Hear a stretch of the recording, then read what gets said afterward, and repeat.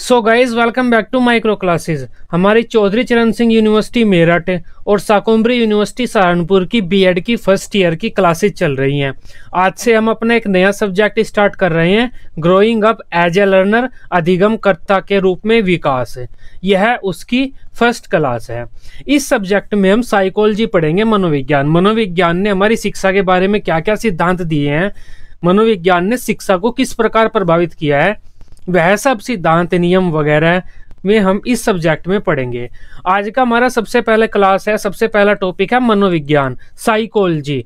सबसे पहली बात, इसे साइकोलॉजी बोलते हैं, हम साइकोलॉजी नहीं बोलते, साइकोलॉजी बोलते हैं। अब मनोविज्ञान या साइकोलॉजी क्या है, उसका क्या अर्थ है, क्या इसका इतिहास है, यह शॉर्ट क्वेश्चन में आ जाता है। लॉन्ग में तो नहीं आता, शॉर्ट में आता है, हमेशा शॉर्ट में ही आता है और इम्पोर्टेंट क्वेश्चन है। पहली बात तो यही है कि आप मनोविज्ञान के बारे में पढ़ेंगे तो मनोविज्ञान के बारे में पता होना चाहिए आपको, मनोविज्ञान होता क्या है। दूसरी बात, इसकी हिस्ट्री और इसका अर्थ शॉर्ट क्वेश्चन में पूछ लेता है बीएड एग्जाम वाला। आज का हमारा टॉपिक है मनोविज्ञान, साइकोलॉजी बोलते हैं हम इसे। अब मनोविज्ञान क्या होता है, वैसे अगर हम जनरल साइंस में बात करें या किसी से भी पूछें कि मनोविज्ञान क्या होता है या मनोवैज्ञानिक क्या करता है, साइकोलॉजिस्ट क्या करता है, सब यही कहते हैं कि दिमाग पढ़ता है। साइकोलॉजिस्ट क्या करेगा, हमारा दिमाग पढ़ लेगा। ऐसा नहीं होता, दिमाग आपका कोई नहीं पढ़ सकता। मनोविज्ञान या फिर मनोवैज्ञानिक आपके व्यवहार से संबंधित होते हैं। वे आपकी क्रियाओं को देखते हैं, आपके व्यवहार को देखते हैं कि आप किस प्रकार का व्यवहार करते हैं, क्रियाएं किस प्रकार की किस तरह से करते हैं, तो उससे वे अंदाजा लगाते हैं कि आप आगे क्या करने वाले हैं। तब मनोविज्ञान का संबंध किससे होता है, आपके व्यवहार से होता है कि आप किस स्थिति में कैसा व्यवहार करते हैं, किस तरह का आपका व्यवहार बाहर निकल कर आता है। तो मनोविज्ञान व्यवहार का अध्ययन करता है आपके, न कि दिमाग का। तो ये चीज आप क्लियर कर लीजिए अभी। मनोविज्ञान एक नवीन विज्ञान है जिसका विकास दर्शन शास्त्र विषय से हुआ है। अधिकांश विज्ञानों का विकास दर्शन शास्त्र विषय से ही हुआ है, क्योंकि प्राचीन टाइम में जो भी व्यक्ति किसी भी चीज के बारे में विचार विमर्श करता था, चिंतन मनन करता था, अध्ययन करता था, उसे हम दार्शनिक बोलते थे और दर्शन शास्त्र विषय में उसका अध्ययन किया करते थे। धीरे धीरे दर्शन शास्त्र से अलग अलग विषय निकलते गए, इस वजह से दर्शन शास्त्र को हम विज्ञानों का विज्ञान भी बोलते हैं। मनोविज्ञान का जो विकास है वह दर्शन शास्त्र विषय से हुआ है, फिलोसफी से हुआ है।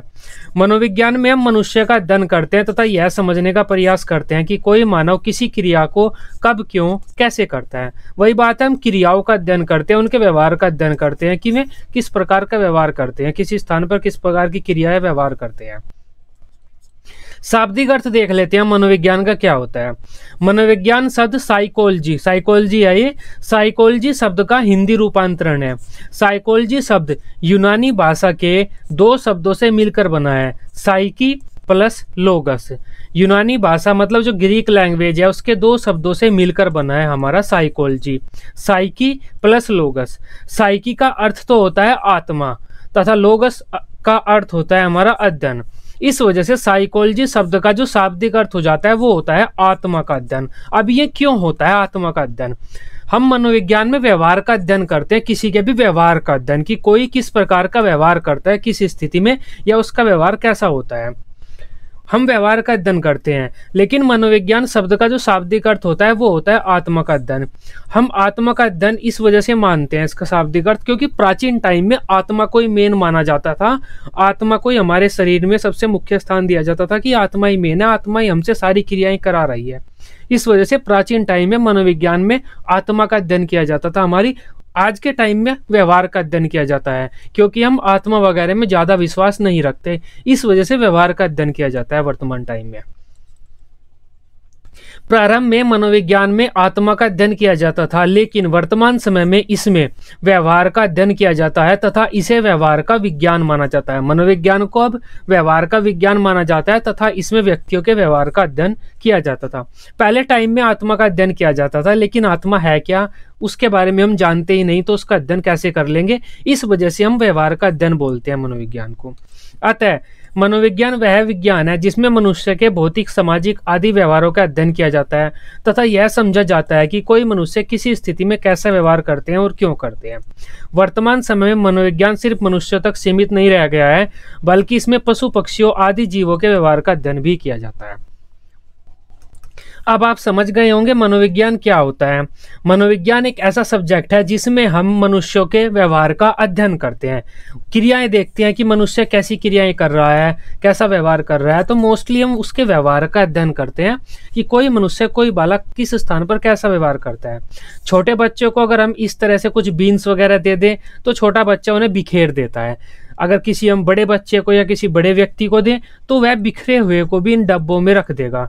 तो ये जो इन व्यक्तियों का, इन बच्चों का अलग अलग व्यवहार है, तो ये अलग अलग व्यवहार क्यों है, हम व्यवहार का अध्ययन करते हैं मनोविज्ञान में, न कि दिमाग का। दिमाग का अध्ययन न्यूरोलॉजिस्ट करते हैं, डॉक्टर करते हैं, साइकोलॉजिस्ट नहीं करते। साइकोलॉजिस्ट व्यवहार का अध्ययन करते हैं। तो ये चीज इंपॉर्टेंट है, वेरी शॉर्ट क्वेश्चन में आ जाता है कि मनोविज्ञान में हम किस चीज का अध्ययन करते हैं, व्यवहार का, या फिर मनोविज्ञान को हम किस चीज का विज्ञान मानते हैं, व्यवहार का विज्ञान मानते हैं।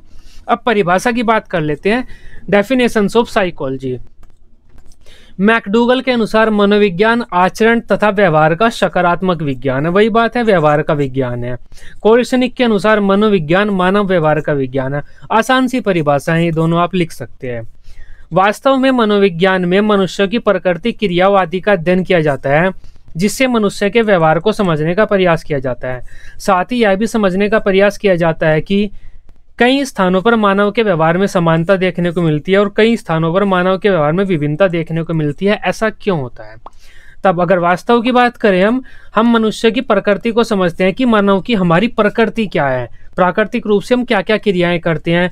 हम मनुष्य की प्रकृति और क्रियाओं का अध्ययन करते हैं, जिससे हम मनुष्य के व्यवहार का पता लगाते हैं कि मानव का व्यवहार कैसा होता है। वास्तव में हम व्यवहार का ही अध्ययन करते हैं। इसके लिए हम मनुष्य की प्रकृति, क्रियाओं आदि को देखते हैं और यह भी पता लगाने की कोशिश करते हैं कि अलग अलग जगह पर मनुष्य का व्यवहार अलग अलग क्यों होता है। कई जगह पर तो एक जैसा हो जाता है। जैसे अगर किसी भी बालक को भूख लगती है तो वो रोता है, हर बालक रोता है। लेकिन कोई बालक तो पढ़ाई में अच्छा हो जाता है, कोई बालक खेलने में अच्छा हो जाता है। तो कई स्थानों पर बालक के व्यवहार में समानता देखने को मिलती है, कई स्थानों पर विभिन्नता देखने को मिलती है। ऐसे क्यों होता है? मुख्य बात यही है कि मनोविज्ञान में हम बालक के व्यवहार का अध्ययन करते हैं।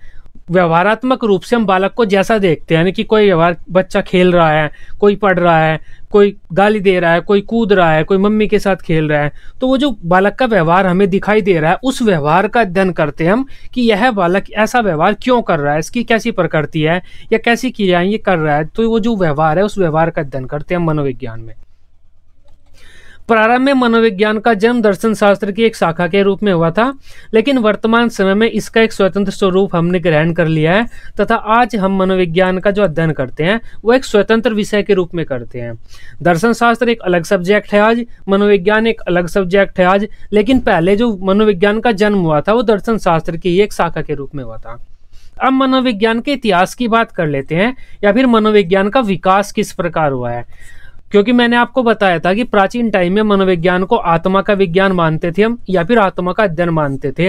आज के टाइम में व्यवहार का मानते हैं। क्यों मानते हैं? जबकि प्राचीन टाइम में आत्मा का माना जाता था, तो व्यवहार तक हम कैसे पहुंचे, आत्मा से व्यवहार का सफर कैसे तय किया मनोविज्ञान ने, अब वो पढ़ते हैं। ये इंपॉर्टेंट है, ये इंपॉर्टेंट है। वेरी शॉर्ट क्वेश्चन में पूछ लिया जाता है। मनोविज्ञान का इतिहास या फिर विकास क्रम बता दीजिए। सबसे पहले बात कर लेते हैं आत्मा के विज्ञान के रूप में, क्योंकि मनोविज्ञान का जब जन्म हुआ था तो वह आत्मा के विज्ञान के रूप में ही हुआ था। सब लोग यह मानते थे कि मनोविज्ञान आत्मा का विज्ञान है और इसमें हम आत्मा का अध्ययन करते हैं, मनुष्य की आत्मा का अध्ययन। क्योंकि हम आत्मा को ही मेन मानते थे पहले, कि आत्मा ही हमारे व्यवहार और हमारी क्रियाओं सभी का निर्धारण करती है। हमारे शरीर में अगर आत्मा में बुराइयां आ गई हैं तो हम बुरी क्रिया करेंगे, अगर आत्मा हमारी पवित्र है तब हम भगवान वगैरह के कामों में लगेंगे, अच्छे कामों में लगेंगे। तो आत्मा का अध्ययन किया जाता था प्राचीन टाइम में। मनोविज्ञान की उत्पत्ति यूनान मतलब ग्रीस देश से मानी जाती है। वही मनोविज्ञान, जो ये साइकोलॉजी शब्द है, इसकी उत्पत्ति भी ग्रीस लैंग्वेज से, यूनानी भाषा से हुई है। वही बात है, क्योंकि प्राचीन टाइम में यूनान के जो दार्शनिक हुआ करते थे वे ही ज्यादा विचार विमर्श किया करते थे। यूनानी दार्शनिक जैसे सुकरात, प्लेटो, अरस्तु वगैरह दर्शन शास्त्र में आत्मा, परमात्मा, स्वर्ग, नरक आदि बहुत सारे तथ्यों का अध्ययन किया करते थे। धीरे धीरे दर्शन शास्त्र की एक नई शाखा ने जन्म ले लिया जिसमें सिर्फ आत्मा का अध्ययन किया जाता था, परमात्मा, स्वर्ग, नरक आदि का नहीं। इस शाखा को मनोविज्ञान कहा गया। देखो, पहले तो दर्शन शास्त्र में हर चीज का अध्ययन किया जाता था, लेकिन कुछ व्यक्ति जो मनुष्य की आत्मा का ही अध्ययन करते थे वे एक साथ आए, एक साथ उन्होंने अध्ययन करना शुरू किया। इससे दर्शन शास्त्र की एक शाखा का जन्म हो गया जिसे मनोविज्ञान कहा गया। और उस शाखा में मनुष्य की सिर्फ आत्मा का अध्ययन किया जाता था कि आत्मा किस प्रकार हमारे व्यवहार को कंट्रोल करती है या हमें निर्देश देती है कि हम अच्छे काम करेंगे, बुरे काम करेंगे या कैसे काम करेंगे। अतः प्रारंभ में मनोविज्ञान को आत्मा का विज्ञान माना जाता था जिसमें आत्मा का अध्ययन किया जाता था। 16वीं शताब्दी तक यही विचारधारा चली, लेकिन 16वीं शताब्दी आते आते यह प्रश्न उठने लगे कि आत्मा वास्तव में है या नहीं, आत्मा का अस्तित्व है या नहीं, क्योंकि आत्मा में धीरे धीरे विश्वास व्यक्तियों ने करना बंद कर दिया था।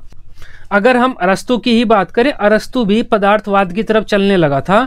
जो भगवान वगैरह होते हैं उनको छोड़कर अरस्तु ने भी जो पदार्थवाद, भौतिकवाद है, यह रास्ता चुना था। मतलब हम पदार्थवाद की तरफ बढ़ने लगे थे, आत्मा परमात्मा को हम नहीं मानते थे। इस वजह से जब आत्मा परमात्मा के अस्तित्व पर सवाल उठने लगे कि आत्मा क्या होता है, कैसे रंग का है, कैसा रूप होता है, कहाँ होता है, हमें दिखाओ, तो जब ये मनोवैज्ञानिक आत्मा के स्वरूप की व्याख्या नहीं कर सके तब इन्होंने क्या किया, अपनी डेफिनेशन ही बदल दी। मनोवैज्ञानिकों ने क्या कहा कि हम मनोविज्ञान में मन तथा मस्तिष्क का अध्ययन करते हैं। मनोविज्ञान अब क्या है, मन का विज्ञान है या फिर मस्तिष्क का विज्ञान है। मन को ही हम मस्तिष्क बोलते हैं। हम कहते हैं ना कि ये मेरे मन में एक बात आ रही है, वो मस्तिष्क में आती है। मन नाम की कोई चीज नहीं होती, तो मन को ही मस्तिष्क बोलते हैं। पहले मनोवैज्ञानिकों ने क्या कहा कि मनोविज्ञान आत्मा का विज्ञान है, इसमें हम आत्मा का अध्ययन करते हैं। लेकिन आत्मा कैसी होती है, मनोवैज्ञानिक उसकी व्याख्या नहीं कर पाए। तब मनोवैज्ञानिकों ने अपनी परिभाषा बदल दी। मनोवैज्ञानिकों ने क्या कहा कि मनोविज्ञान क्या है, वह मस्तिष्क का विज्ञान है, साइंस ऑफ माइंड है, इसमें हम मस्तिष्क का अध्ययन करते हैं। यह विचारधारा 17वीं व 18वीं शताब्दी में मानी गई, लेकिन फिर मस्तिष्क की संरचना पर भी सवाल उठने लगे कि अगर आप मस्तिष्क का अध्ययन करते हैं तो फिर जो डॉक्टर होते हैं, न्यूरोलॉजिस्ट होते हैं, वे किस चीज का अध्ययन करते हैं? डॉक्टर भी तो मस्तिष्क का अध्ययन करते हैं। तब इस तरह से मस्तिष्क की भी में अपनी व्याख्या नहीं कर पाए, हम किस प्रकार के मस्तिष्क का अध्ययन करते हैं। इस वजह से मनोवैज्ञानिकों ने अपनी परिभाषा फिर से बदल दी। मनोवैज्ञानिकों ने फिर क्या कहा कि जो मनोविज्ञान है वह चेतना का विज्ञान है, इसमें हम मनुष्य की चेतना का अध्ययन करते हैं। यह विचारधारा 19वीं शताब्दी में मानी गई थी। लेकिन सिगमंड फ्रायड साहब आए थे, उन्होंने क्या कहा था कि मनुष्य का व्यवहार चेतना पर निर्भर नहीं करता, अचेतना पर करता है। फ्रायड के बारे में हम आगे पढ़ लेंगे, सिगमंड फ्रायड के बारे में हम आगे पढ़ लेंगे, बेहतर आप वहां पर समझ पाएंगे। सिगमंड फ्रायड ने क्या कहा था, मनुष्य का मस्तिष्क 90% अचेतन मन से बना हुआ है। इसका मतलब होता है मनुष्य का जो व्यवहार है अचेतन मन या फिर अचेतना पर ज्यादा निर्भर करता है, न कि चेतना पर।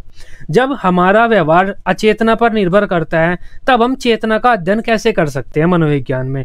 तब ये बात भी छोड़ दी गई और लास्ट में अपनाया गया कि मनोविज्ञान व्यवहार का अध्ययन है, साइंस ऑफ बिहेवियर है, इसमें हम व्यवहार का अध्ययन करते हैं, या फिर मनोविज्ञान व्यवहार का विज्ञान है। कुछ भी बात आप कह सकते हैं, मनोविज्ञान व्यवहार का विज्ञान है जिसमें हम व्यवहार का अध्ययन करते हैं। व्यवहार से मतलब हो जाता है ये जो मानव की क्रियाएं हम देख रहे हैं, व्यवहारिक क्रियाएं देख रहे हैं कि बच्चे रंग के साथ खेल रहे हैं और ये जो मैडम है ये इन्हें पढ़ा रही है, डांट रही है कि आप चुप हो जाइए, तो ये जो व्यवहार कर रहे हैं इस व्यवहार का अध्ययन करते हैं हम। इसकी व्याख्या करना, इसको समझाना आसान है कि ये व्यक्ति देख लीजिए आप, जो जो ये व्यक्ति क्रियाएं कर रहे हैं, जिस प्रकार का व्यवहार कर रहे हैं ये, तो हम उस चीज का अध्ययन करते हैं, ये व्यक्ति इस प्रकार का व्यवहार क्यों कर रहे हैं। तो इसकी परिभाषा देना आसान था। इस वजह से यह विचारधारा आज तक चली आ रही है, इस विचारधारा को कभी भी खत्म नहीं किया गया। यह आधुनिक विचारधारा मानी जाती है कि मनोविज्ञान में हम व्यवहार का अध्ययन करते हैं, इसे हम व्यवहार का विज्ञान मानते हैं। अब व्यवहार का अध्ययन कैसे करते हैं? मनुष्य को देखते हैं कि वे किस प्रकार की एक्टिविटी, किस प्रकार का व्यवहार कर रहे हैं, उसका अध्ययन करते हैं। उसके बाद अंत में मनोविज्ञान को व्यवहार का विज्ञान माने जाने लगा और सबसे पहले जेबी वॉटसन साहब ने कहा था मनोविज्ञान को व्यवहार का विज्ञान। ये आपके सीटेट में या यूपीटेट में आ जाता है, बीएड में नहीं आता। यह जो मनोविज्ञान का व्यवहार का विज्ञान माना जाने लगा मनोविज्ञान को, यह विचारधारा 20वीं शताब्दी से शुरू हुई थी और आज तक चली आ रही है। इसी कारण इस विचारधारा को हम आधुनिक विचारधारा बोलते हैं। इस विचारधारा के अनुसार मनोविज्ञान वह विज्ञान है जिसमें हम मानव तथा अन्य जीवों के व्यवहार का अध्ययन करते हैं। अब आप समझ पाए, सबसे पहले मनोविज्ञान को आत्मा का विज्ञान माना जाता था, क्योंकि प्राचीन टाइम के लोग आध्यात्मिक हुआ करते थे, वे आत्मा को ही मेन मानते थे। 16वीं शताब्दी तक मनोविज्ञान को आत्मा का विज्ञान ही माना जाता था। 17वीं और 18वीं शताब्दी में मन या फिर मस्तिष्क का विज्ञान माना जाने लगा। 19वीं शताब्दी में चेतना का विज्ञान माना जाने लगा और 20वीं शताब्दी से हम व्यवहार का विज्ञान मानते हैं मनोविज्ञान को, और आज तक यही समझ रहे हैं। अब आप समझ गए मनोविज्ञान क्या होता है, मनोविज्ञान की जो इतिहास है, विकास किस प्रकार हुआ। शाब्दिक अर्थ मनोविज्ञान का होता है आत्मा का अध्ययन, लेकिन मतलब होता है व्यवहार का अध्ययन। तो मनोविज्ञान आत्मा से व्यवहार तक कैसे पहुंचा वो आप समझ गए।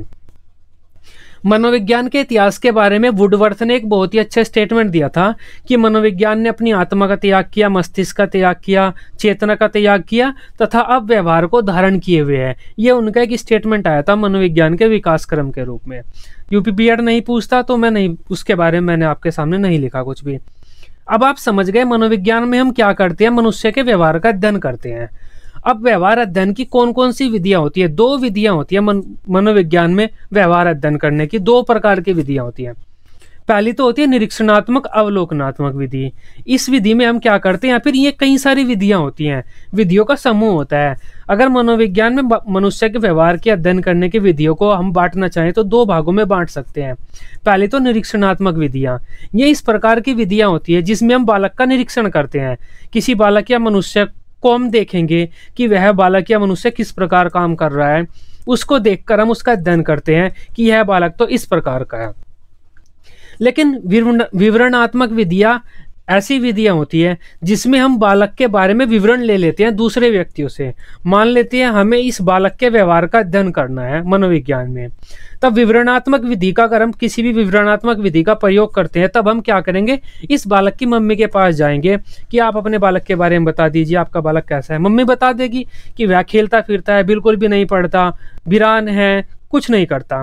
पापा से पूछ सकते हैं कि आपके बालक के बारे में आप क्या कह सकते हैं। पापा कहेंगे कि मेरा कहना नहीं मानता, खेत का काम नहीं कराता, क्रिकेट खेलता रहता है, अगर कहीं मिल जाए तो 2 झापड़ मेरी तरफ से लगा देना। तो उससे हम अंदाजा लगा लेंगे ये बच्चा ऐसा ही है, अपना खेलता वेलता है, पढ़ने लिखने में ऐसा कोई खास नहीं है, खेलने वेलने में निकल सकता है अपनी जिंदगी में आगे। अगर निरीक्षणात्मक विधि का प्रयोग करेंगे हम क्या करेंगे, इस बच्चे को देखेंगे, ऑब्जर्व करेंगे इस बच्चे का कि ये बच्चा किस प्रकार की एक्टिविटी करता है। ये आज की हमारी क्लास थी। मनोविज्ञान का क्या अर्थ होता है, उसका क्या इतिहास है और मनोविज्ञान की विधियां, ये जनरली आपको पता होनी चाहिए और शॉर्ट क्वेश्चन में आपके बीएड एग्जाम में आती भी है। मनोविज्ञान क्या होता है?